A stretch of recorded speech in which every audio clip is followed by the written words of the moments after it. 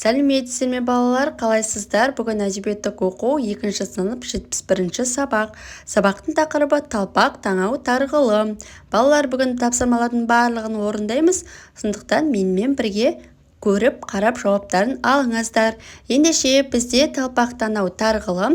Бүгінгі сабақта өлеңді түсініп оқисың, оны бөліктерге бөліп ат қоясың, қосымша мәліметтер жинайсың және кестеге түсіресің.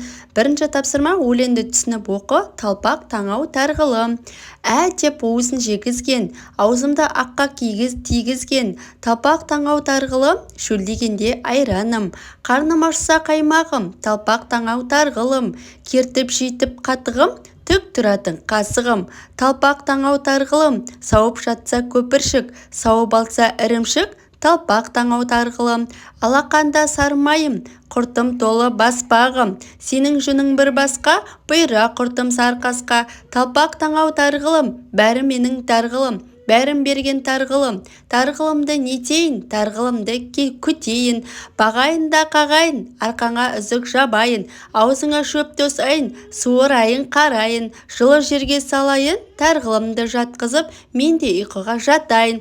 Жүсіпбек Аймауытов шығармалар жинағынан баспақ бір жасқа дейінгі бұзау торпақ.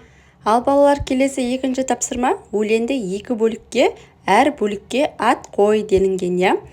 Екінші тапсырманың жауабы: бірінші сиырдың сүтінен жасалынатын тағамдар, екінші сиырды күту. Балалар, менің каналыма тіркеліп, лайк басып, подписка кнопкасын басып қойыңыздар. Менің каналымда қазақ тілі әдебиеттік оқу және де математика сабақтарының барлық жауаптары бар. Ендеше келесі тапсырманы қарайық балалар.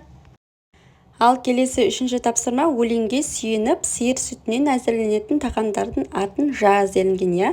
Бізде кестеде суреттер белінген. Бірінші суретте ірімшік, екінші суретте құрт, үшінші суретте сармай, төртінші суретте сүзбе екен балалар.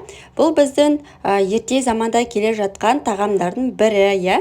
Әжелеріміз, аталарымыз шай ішкенде осылармен күшті болып терлеп ішеді балалар.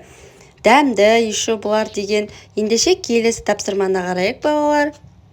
Ал балалар, келесі 4-ші тапсырма сиыр күтіміне байланысты еңбек түрлерін ата делінген. Ол бізде шөп салу, қораны тазалау, су беру, жем беру. Ал енді келесі 5-ші тапсырма өзің қосымша мәліметтер тауып, кестені толтыр делінген. Сиырдың сүтінен әзірленетін тағамдар: құрт, ірімшік, сармай, сиырдың терісінен жасалынатын бұйымдар: торсық, ер-тоқым, қамшы, сиырдың етінен дайындалатын тағамдар: шұжық, түшпара, бешбармақ. Ал балалар, біздің соңғы 6-ші тапсырма сөйлемдерді аяқта делінген. 4 түліктің бірі сиырдың төлін дейміз. Сиырдың өте көп, оны мол жейміз. Қажетті сөздер: сиыр сүті, бұзау пайдасы етін деген. Сиыр 4 түліктің бірі, сиырдың төлін бұзау дейді. Сиырдың пайдасы мол, оның сүті мол, етін жейміз. Ал балалар, біздің сабақ осымен аяқталды. Келесі сабақта кездескенше сау болыңыздар балалар.